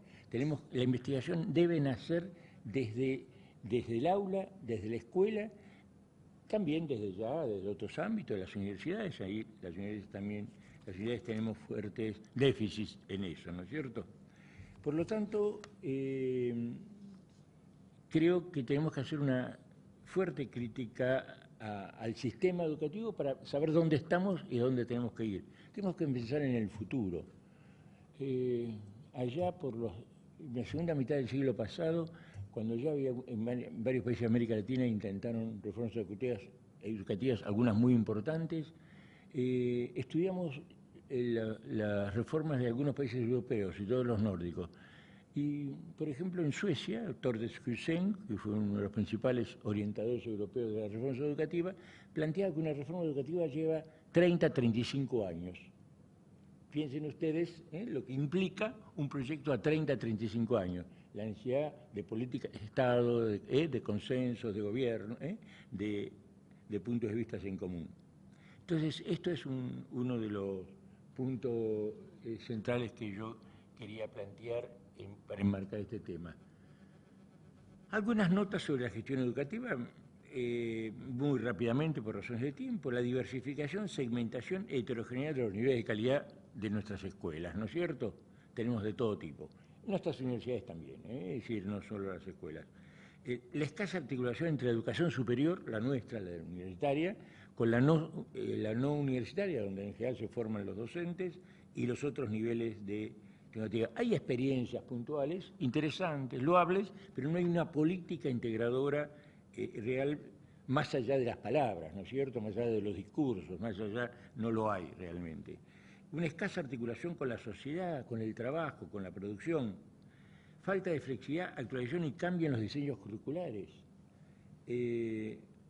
Por ejemplo, el gobierno de la Ciudad de Buenos Aires llevaba adelante hace muchos años una serie de planes experimentales muy interesantes vinculándolo con la formación tecnológica. Ahora el gobierno de la Ciudad de Buenos Aires ha dado por terminado todos esos planes y lo que era una excelente experiencia de integración de la tecnología en el bachillerato, lo está volviendo atrás. Políticas y estrategias, yo que vengo del campo de la planificación, sin programas y proyectos y sin participación social. En los años 60, 70, 80 fracasó la planificación porque los hacíamos los planificadores desde el ministerio. Veamos ahora si eso cambió o seguimos con los mismos déficits que en los años 60, 70, 80 dejamos de tener viabilidad a la planificación. Modelos académicos y de gestión tradicionales, muy limitada profesionalidad y tecnificación, rigidez en las estructuras curriculares, etcétera, etcétera. El tema de la calidad, un tema que generalmente da lugar a fuertes debates. Yo parto por el carácter sencillo de un especialista que, promediando el siglo pasado, decía: yo no sé lo que es la calidad, pero en cuanto la veo la reconozco. Y eso nos pasa a todos. Felicita era Pirsic. A mí me gusta mucho un concepto de un colega brasileño con el que trabajamos mucho, José Díaz Sobrino, que el concepto de calidad es una construcción social, colectiva y gradual, que debe ser elaborado a través de consensos y negociaciones entre los actores. No es un concepto único y fijo. Esto deja de lado, digamos, gran parte de las discusiones que a veces tenemos sobre el tema de calidad. Me gusta también la de Cuba, en función de su proyecto político, cuando dice: la calidad se define por su pertinencia, la relación con las necesidades de una sociedad justa y sostenible.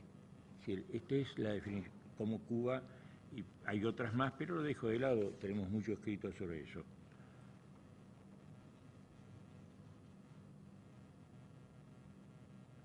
Me gusta, hablando ahora ya sobre la calidad y la evaluación institucional, hay muchas definiciones, incluso nosotros de la CONEAU para la universidad lo dimos ya en los primeros años de la constitución de la CONEAU, pero hay una que me gusta mucho de un colega brasileño, actualmente es el director nacional de proyectos en la Secretaría de la Educación Superior de Brasil, Dilbo Ristoff, un querido amigo y colega.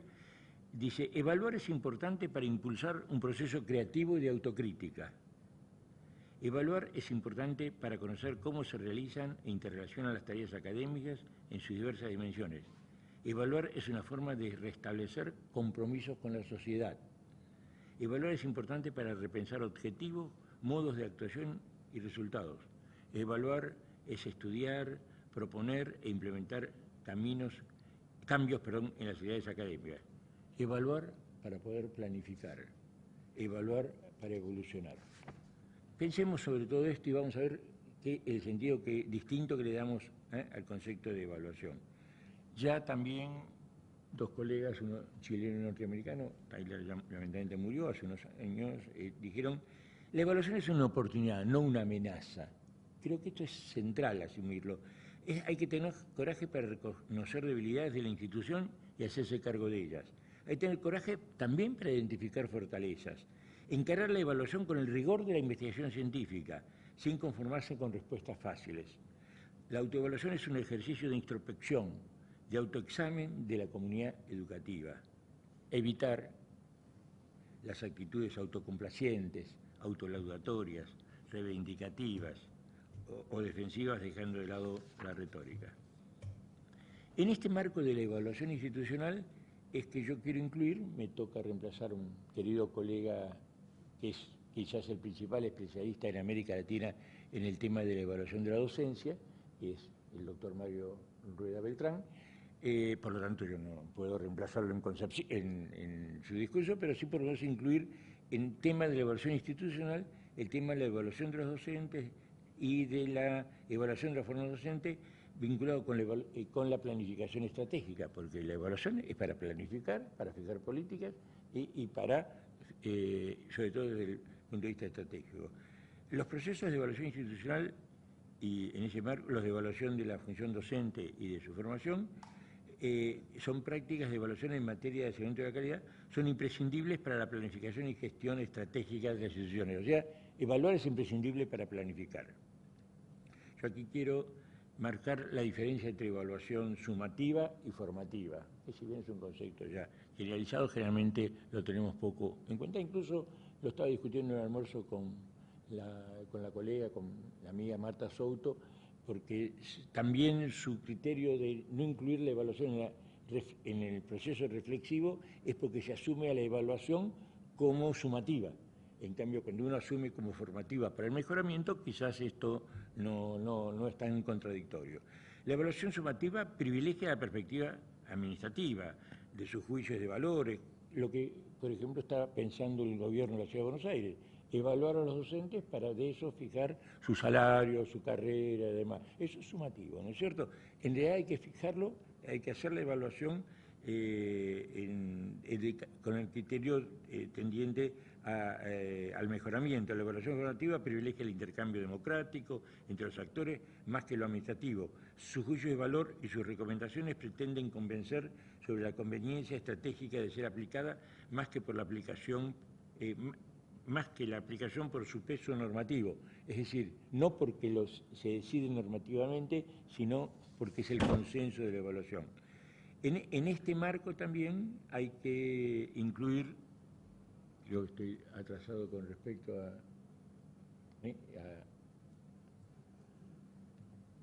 la evaluación institucional está orientada en una estrategia de mejora de la calidad, centrada en un proceso de autoevaluación participativa. Es central, la autoevaluación debe ser participativa, donde yo he participado y he seguido de cerca los procesos de autoevaluación en gran parte de las universidades y prácticamente ninguno fue participativo, ¿no es cierto? Es decir, puedo dar infinidad de referencias, ¿no es cierto?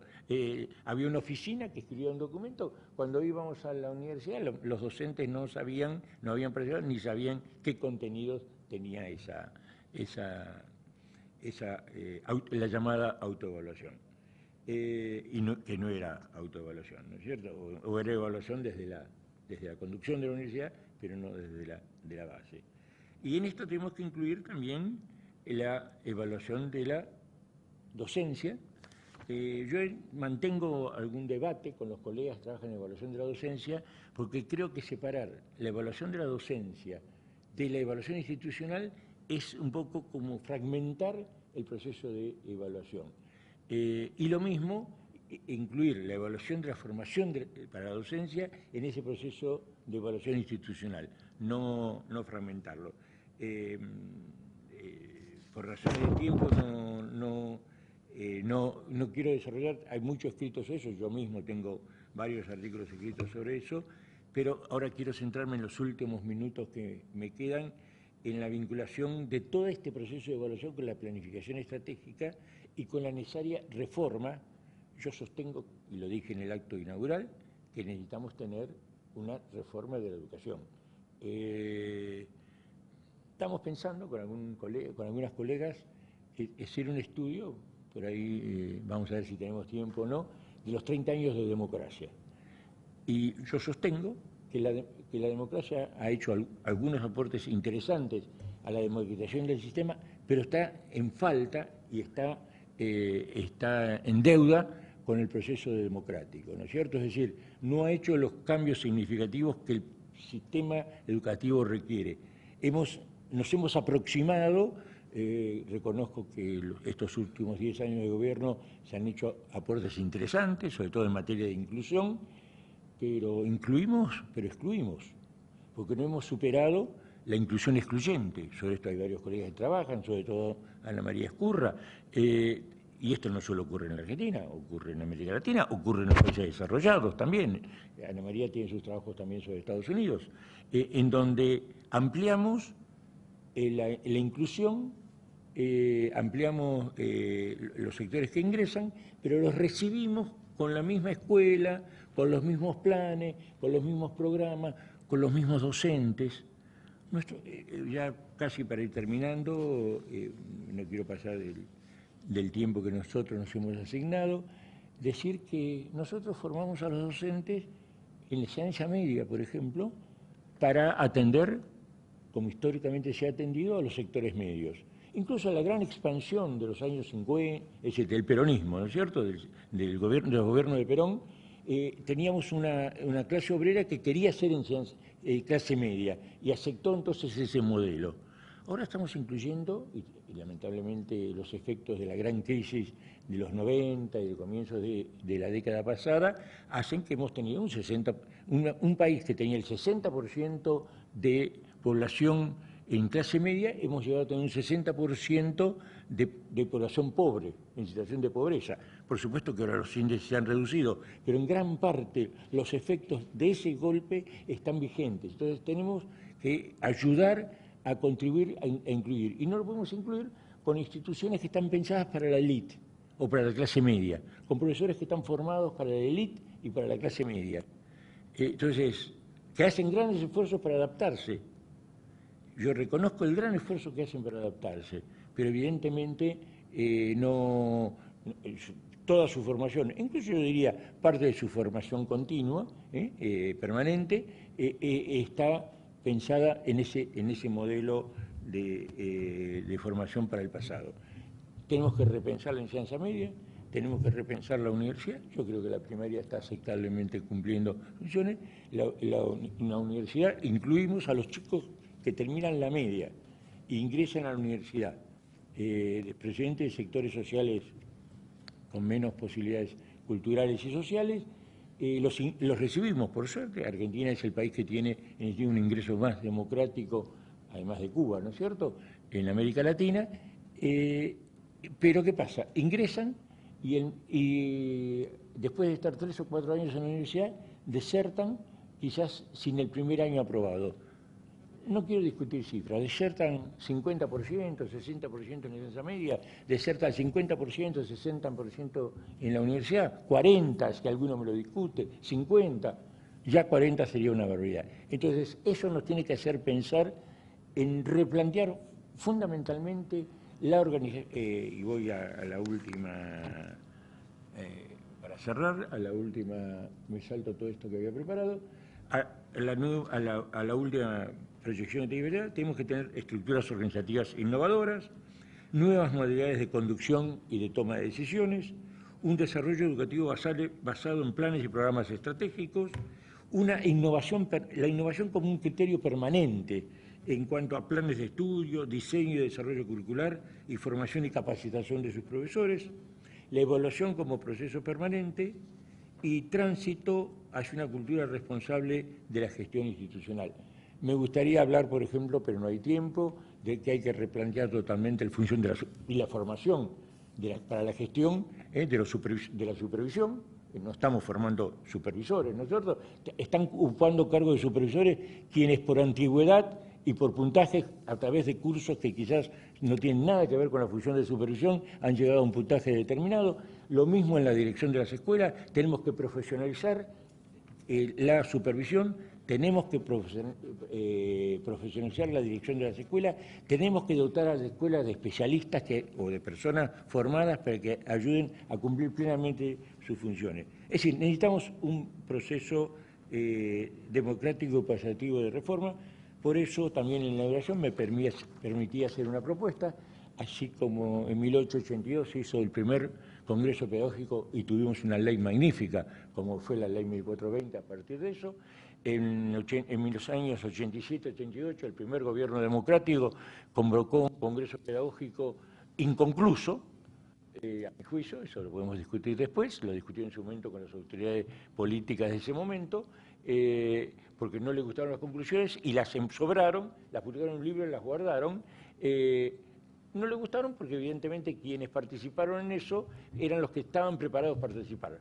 Ya pasaron casi 30 años, tenemos que hacer un congreso pedagógico realmente participativo que consolide nuestra democracia también en educación, en el sistema educativo y pensando en el futuro. Muchas gracias.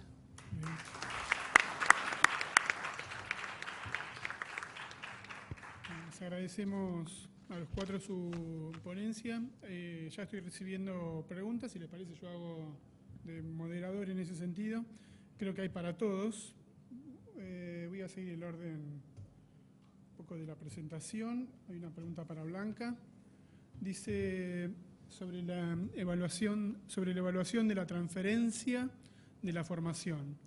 ¿Cuáles son los mecanismos, los instrumentos y la temporalidad que utilizan para evaluar? Y agradecen de antemano. Vale, gracias por agradecer.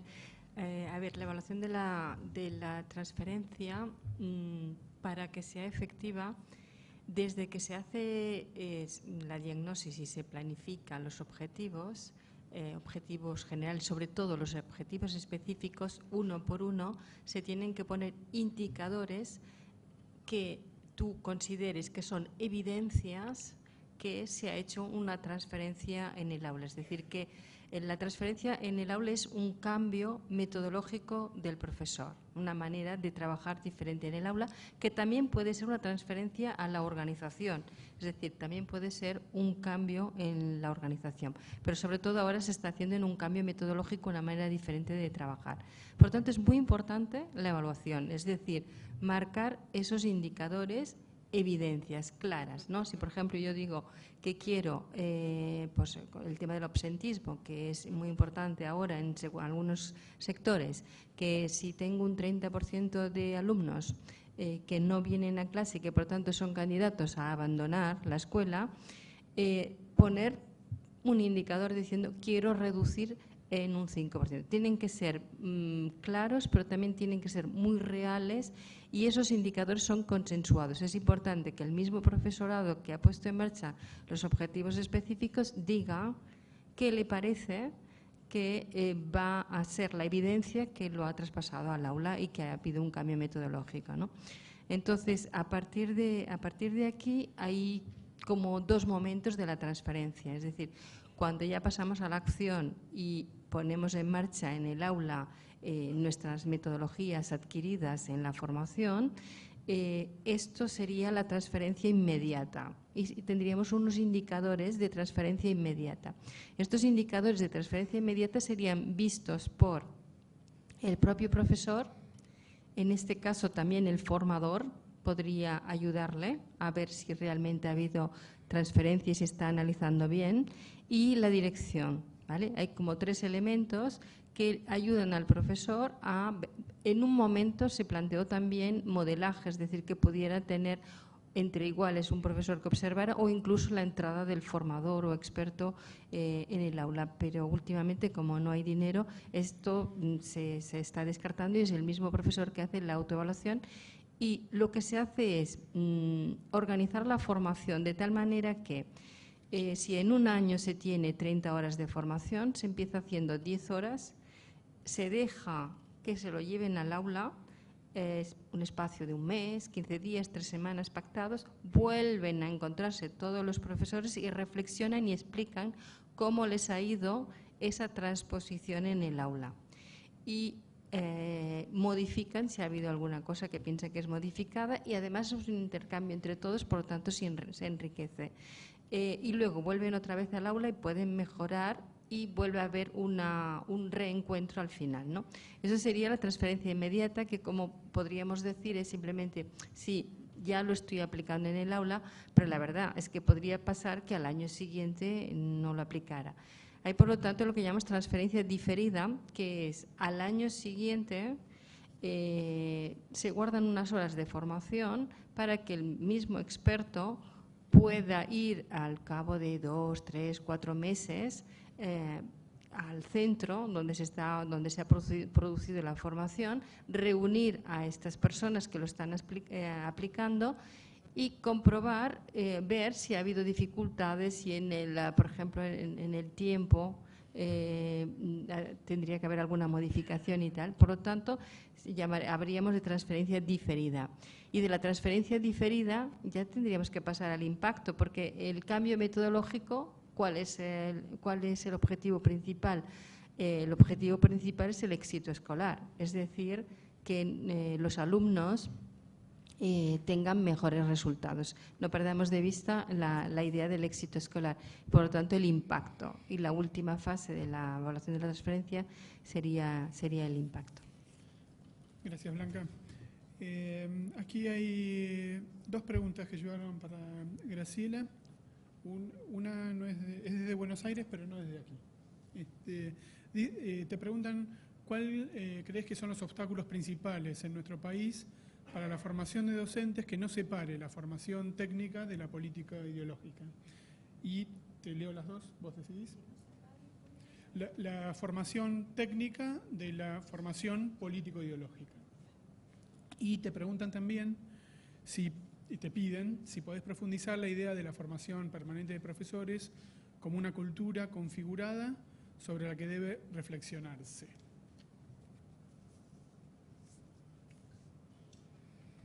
Bueno, a ver, hola. Son dos respuestas muy largas, ¿no? Las dos porque requieren de mucho para discutir ahí adentro. A ver, pero voy a tratar de ser directa, lo más directa posible. ¿Cómo hacer para no separar la formación técnica de la formación ideológica? A ver, una cuestión básica que vuelvo a la presentación, ¿no? Digo, yo provengo del campo de la didáctica, soy licenciada en ciencias, pero me he especializado en didáctica y podría contarles y traerles y llenarles el PowerPoint de herramientas para la evaluación, ¿sí? Ahora, me parece fundamental que si vamos a hablar de evaluación en un congreso en el que nos encontramos regularmente para pensar nuestras reflexiones, como dije antes, ¿no? Vuelvo un poco a lo que dije antes, uno tiene que avanzar sobre lo que está pensando y plantear qué está pensando respecto de eso y de lo que está pasando con eso. Ahí aparece la ideología, ¿no? Y eso tiene que ver con estos procesos formativos que vinculen lo estrictamente didáctico con lo ideológico. Por otra parte, las opciones, ¿no? Las opciones metodológicas. En las opciones metodológicas está lo que lo planteó muy bien Andrea Molinari, que es cómo se van escalonando las participaciones de los diferentes agentes de la educación para que la discusión pueda ser efectivamente colaborativa y democrática. Podemos hablar de herramientas, pero ¿con quiénes lo hacemos? O solamente me copio de un libro y alguien que me dice que le funcionó algo lo transfiero. Digo, eso también tiene que ver con desterrar formas meramente mecánicas y técnicas de pensar la formación permanente. Y tener presente quién es ese otro que está ahí adelante, que lo tengo que reconocer, ¿no? Allí entrarían a jugar las políticas de reconocimiento, que es cómo reconocer a ese otro que viene sin ciertos saberes a buscar, no por eso, por no tener ciertos saberes es un sujeto carente, sino que efectivamente viene a esta institución para desarrollarse, ¿sí? Desarrollarse cognitivamente con aquello que solo puede ocurrir en la escuela. Y si tengo eso presente y que estoy formando personas que son parte de una comunidad, las herramientas que use se van a ir adecuando a ese contexto en el que estoy trabajando, en la medida en que además esto lo pueda compartir con mis colegas, ¿sí? Con la institución. De eso también habló el doctor Fernández Lamarra, ¿no? Digo, esta necesidad de conversarlo con otros y que en la conversación aparezca la finalidad política de esto, que es, estoy formando a una persona ¿para qué? ¿Para estar dónde? ¿Con qué proyecto de país? ¿Qué futuro? De él y de todos. Sí, creo que ahí también respondí un poco a la cuestión de la reflexión. Sobre la reflexión se habló mucho. ¿Cómo era la pregunta? Te pedían si podías profundizar la idea de la formación permanente de profesores como una cultura configurada sobre la que debe reflexionarse. Bueno, a ver, pararse a problematizar, no solo, otra vez digo, creo que ya di un poco en la respuesta, ¿sí? Es no aprenden, no aprenden a leer y escribir, ¿sí? Que en el caso de la alfabetización. Bueno, preguntarnos, ¿sí? No solamente decir, bueno, a ver si implemento tal o cual metodología, si es la sociocultural o si es la psicolingüística. No es la sociocultural porque yo conozco a alguien bárbaro que le va con eso, no es la psicolingüística y nos matamos en medio de ciertos enfoques para ver cuál es el que prevalece, porque ese tiene todas las respuestas. Si yo otra vez puedo pensar que ese sujeto está en desarrollo, que estoy con otros colegas, reitero lo que dije antes, ¿no? Tiene que ver con eso la reflexión, con poder problematizar cada una de las situaciones. Esto implica otros tiempos en la institución y otra organización, esa es la cuestión, ¿sí? No es que la gente no reflexione, bueno, tiene capacidad de hacerlo. También hay un dispositivo que imposibilita que esto ocurra. En la medida en que se piense cómo se despliega ese dispositivo, bueno, las personas van a poder desplegar lo que es parte de su naturaleza formativa. Bien. Selecciono un par de preguntas, Andrea, de las que llegaron. La primera consulta es una consulta si los planes de estudio de formación docente de las universidades también deben responder a los lineamientos del Infod para la validación de sus títulos. Y otra es una pregunta, dice si hubo diálogo, intercambio de ideas, participación de los docentes en las políticas educativas. Hay un agregado, entre comillas, que dice no llegó. Digamos, como que esto no hubiera pasado.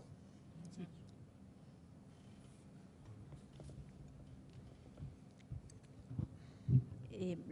Los planes de estudios de las universidades se anidan en las propias universidades.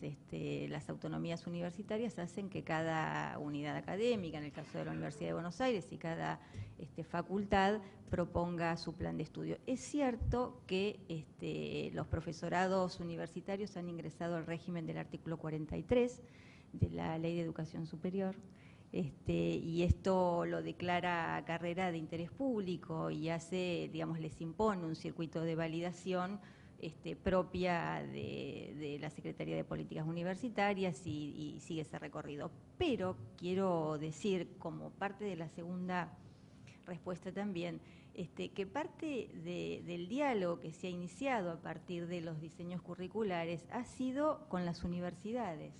Desde el año 2009 se produjeron con equipos tanto de profesores universitarios como de profesores de los institutos, les contaba yo antes, para física, química, matemática, biología, lengua, literatura, historia, geografía, lenguas extranjeras, unos documentos de producción conjunta que se han hecho a lo largo de 6-7 meses de trabajo, de un trabajo intensivo y con un producto publicado en donde ingresa como insumo para las universidades, para lo que son sus estándares, y para los institutos de formación docente como insumo para la elaboración de los diseños que se han formulado o están ya en camino de validez nacional para los profesorados provinciales.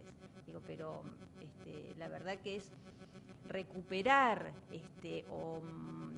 o dotar de otros sentidos al trabajo mancomunado, digamos, asociado con otras instituciones, la verdad que nos está llevando mucho trabajo, que vemos logros muy importantes, y la verdad que es un camino que no pensamos abandonar, porque es el camino para poder generar criterios, porque finalmente los docentes trabajan en el mismo sistema obligatorio, sean de las universidades o sean de los institutos, con lo cual a esto nos obligamos. Norberto, preguntan, aquí dicen, bueno, que ya van ya algunos años desde que, dice el Ministerio de Educación, pero lo reemplazo por la CONIAU, se impulsó una evaluación de las carreras de alto riesgo social con vistas a la acreditación de las carreras. A este proceso estuvieron afectadas las carreras de medicina, las ingenierías y psicología. Pregunta, ¿son las carreras de educación carreras de alto riesgo social? ¿Se está previendo algún proceso de acreditación para las carreras de educación?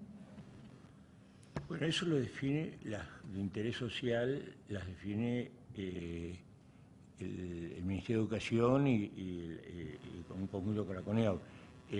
La Ley de Educación Superior dice que van a ser obligatoriamente acreditadas las carreras, yo no recuerdo exactamente la redacción del artículo, pero digamos de interés social, digamos.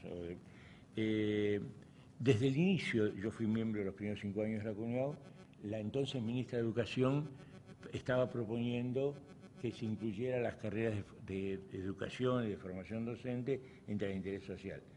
Evidentemente, este es un tema que está pendiente en la CONEAU. Es tal el volumen, porque por otra parte está pendiente también, lo que es muy importante, se hizo muy, digamos, sin gran profundidad, la evaluación y acreditación de los institutos de formación docente, que son los que forman a la mayor parte de los profesores, ¿no es cierto? Se hizo a través de las provincias, hay provincias que lo hicieron con cierta seriedad, eso fue en los años 90, otras que lo hicieron simplemente superficialmente y quedó un proceso totalmente, digamos, desdibujado. Yo creo que esto es un tema que sería motivo de una nueva, del proyecto de reforma educativa que tendría que dar lugar a nuevas leyes y no solo, incluso la propia Ley de Educación Superior, varias veces se habló de reformarla y actualizarla y nunca hubo consenso parlamentario para eso. Creo que el tema de los docentes es central. Si hacerlo con el mismo sistema de las demás carreras universitarias o no, es un tema que debemos discutir, pero es central que los institutos formadores, ya sean universitarios o no universitarios, tengan un proceso de evaluación, pero lo más importante es la autoevaluación. Es decir, yo creo más en la evaluación formativa que permite el mejoramiento que en la evaluación que conduce a través de decisiones. Es decir, yo creo que tenemos que hacer un proceso realmente que parta de la autoevaluación, que sea una evaluación formativa, que no sea meramente sumativa, que conduzca, que se acredita tal carrera, se acredita tal instituto, es decir, creo que tenemos que pensarlo de otra manera, incluso el mismo proceso universitario. Estamos haciendo algunas investigaciones sobre la aplicación sobre los procesos de acreditación de carreras de grado y estamos viendo que incluso son muy discutibles los estándares. Por ejemplo, los estándares los fijan los consejos de decanos de cada una de las áreas y ahí está muy influenciado por el ámbito de gestión y profesional y no se evalúa, por ejemplo, para nada el proceso de aprendizaje. Es decir, yo creo que todo el sistema de evaluación y acreditación debería ser revisado. Ya tenemos casi 20 años de aplicación y eso también aplicarlo al campo. Pero nuevamente no caigamos en las medidas aisladas. Planteémonos un proceso de reforma de la educación primaria, si fuera necesario, media muy especialmente, la formación técnica, la formación de la educación superior no universitaria, si va a seguir siendo no universitaria, esta es otra discusión que nos debemos, hay varias provincias, ya Entre Ríos lo hizo hace varios años, creo que ahora últimamente lo hizo Córdoba y alguna otra provincia, que pasó sus institutos de formación docente a una universidad provincial, todo como medidas aisladas, es decir, y falta en eso los consensos necesarios para trabajar este tema en conjunto, ¿no es cierto? Es lo que estoy planteando, ¿no es cierto? A mí ya creo que a esta altura, después de más de 30 años de democracia, nos debemos una propuesta educativa en donde ojalá la democracia empiece a pagar su deuda, perdón, la educación comience a pagar su deuda con la democracia, ¿no es cierto? Es decir, y tengamos políticas consensuadas, políticas de Estado, discutamos en las cosas que estamos de acuerdo y no estamos de acuerdo. Creo que en esto hay estamos en víspera de tener un proceso de elecciones de presidente y a mí me preocupa tremendamente la forma totalmente superficial con que los distintos posibles candidatos tratan el tema de educación. Me da la impresión de que todo sigue así, la democracia va a seguir lamentablemente en deuda con la educación. Por eso mi propuesta de una reforma educativa basada en un congreso pedagógico de consolidación democrática. Bien, hay otra pregunta más que voy a recoger, aunque me parece que no... Adelante, Graciela. ¿No? ¿Escucha? Sí, ahí. En Argentina, la formación docente inicial para el nivel inicial, para el nivel primario y para el nivel secundario está... bueno, en el nivel secundario sí hay universidades que la desarrollan, pero está a cargo de los institutos de formación docente, perdón, en la totalidad de las provincias, ¿sí? Decía que había otra pregunta más, que si la traslado a la mesa vamos a tener un problema, pero por cuestiones de tiempo, porque va a generar una discusión. No obstante, lo que recoge el planteo es, además de valorar, es un colega o una colega de Santa Fe que escribe que, bueno, además de valorar las políticas que se están desarrollando, bueno, plantea el problema de la tensión entre el desarrollo de los derechos respecto de la formación permanente y el lugar del Estado para avanzar con esa responsabilidad, y por otro lado el necesario lugar de inclusión de los diferentes actores, de la verdadera participación o de la participación real de los actores en esos procesos, y también de las jurisdicciones, ¿no? Acá plantea el caso de la provincia y de las dificultades que generó esta cuestión. Pero en todo caso es un caso concreto respecto de tensiones que han sido planteadas en la mesa. Sí tengo que cerrar la mesa. Les quiero agradecer y les pido un fuerte aplauso para los compañeros que han estado disertando hoy. Tenemos un café que nos espera aquí cerquita, y a las 16:30, en algo menos de 30 minutos, nos encontramos aquí con los ministros de Educación de las provincias de Salta, Entre Ríos y Chubut.